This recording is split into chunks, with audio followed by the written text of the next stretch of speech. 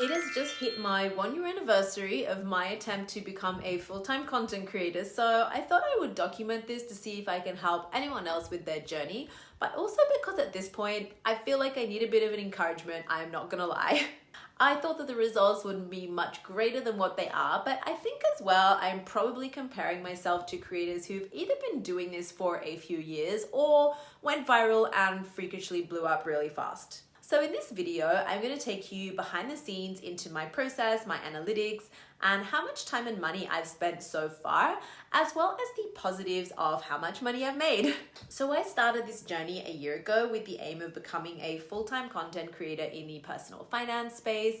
And if I'm honest, so I can make money from skills and knowledge I already have to hopefully replace my current work. I had two main motivations to start this channel. Number one was watching the Diary of a CEO podcast where he interviewed Nisha Shah, who is a top creator in this space.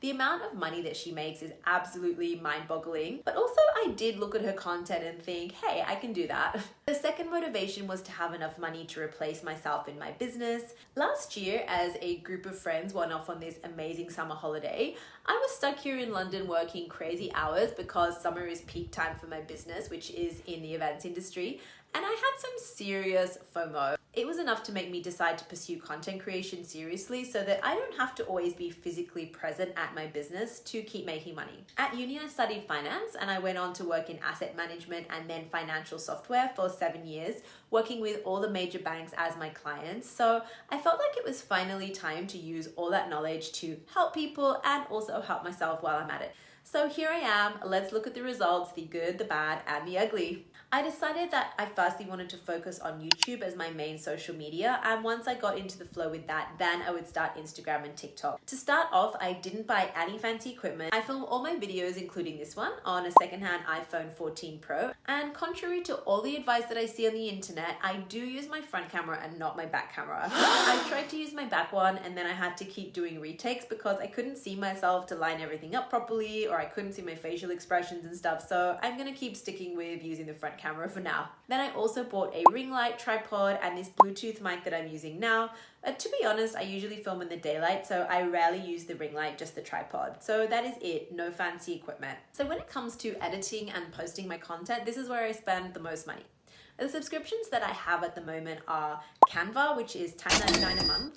I use this for video editing and also making photo carousels and the thumbnails for my YouTube videos. For editing, I also use CapCut Pro. That's $99.99 for the year. I do the majority of my videos, including editing, here on CapCut now, including my long form videos. I find the app really easy to use.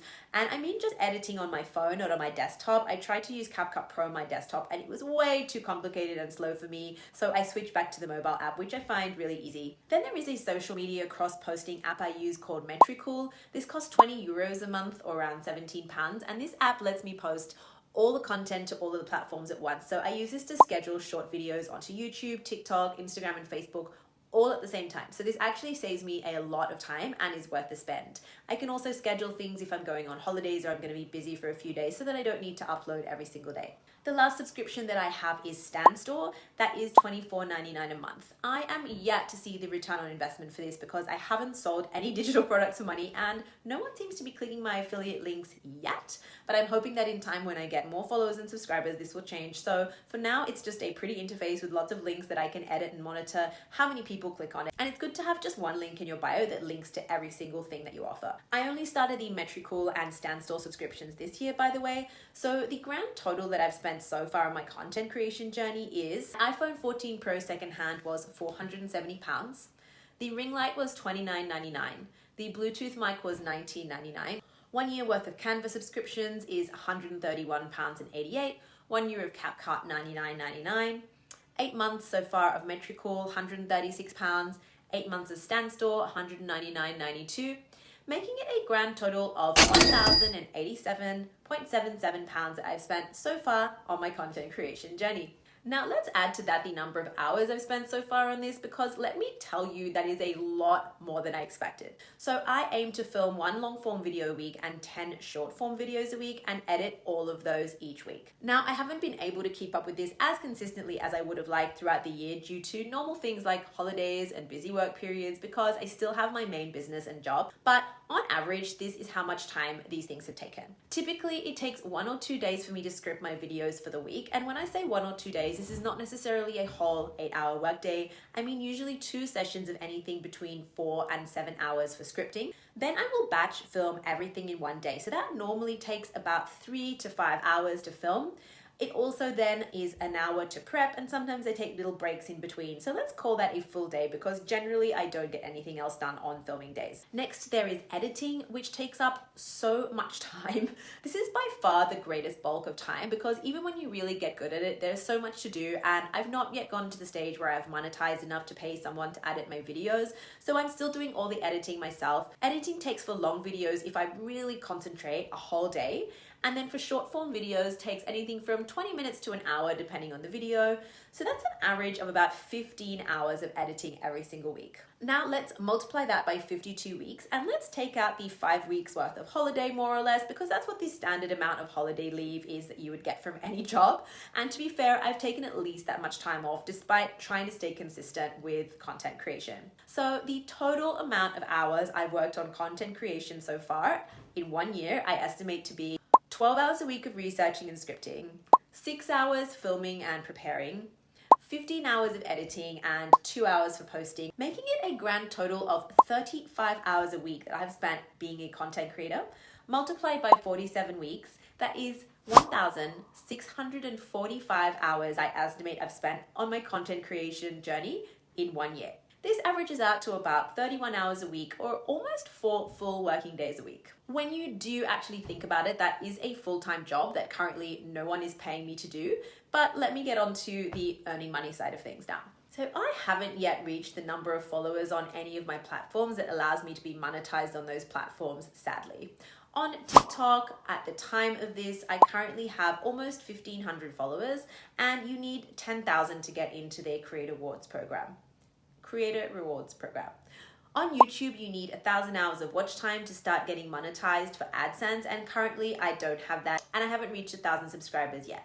My Instagram at the time of filming this is at 543 followers. So the only money that I've made so far in my content creation journey has been for brand deals, and this is more on the UGC side of things. UGC, for those who don't know, is user-generated content, which is making a video about a brand, talking about the brand organically, and they pay you for the video. I do post these videos to my channels, and this particular brand pays me £250 a video. I've so far made 5 videos for them, totaling £1,250 in income so far.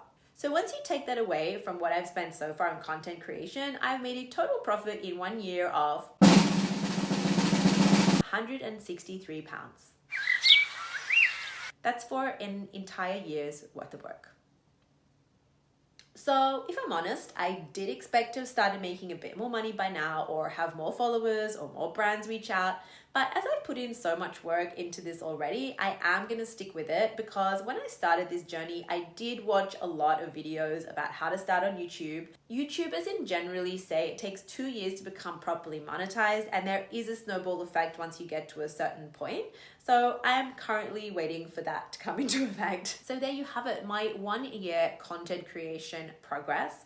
If you've gotten this far in the video and haven't subscribed yet, please do help a girl out, because if I average out the amount of money I've made in 1 year from doing content creation full time with the amount of hours I've actually spent working on this, the average wage I've been earning is less than 10p an hour. And that is the reality check that I think a lot of new creators need, is that you are not going to start making money straight away. And I do think that a lot of people who are posting about how easy it is to make money online are people who are selling you courses or haven't actually made this money online. Of course, there are a few exceptions, but I wanted you to hear it from someone who's been putting the work in, staying consistent, who is doing all the things that they tell us to do, and is waiting for that lovely money to start coming in. So thanks for watching. Please do consider subscribing and liking this video if you've made it this far. I hope it's been helpful, and please do leave me a comment and let me know how your content creation journey is going, or offer me some words of support so I don't give up. Thanks for watching, and ciao for now.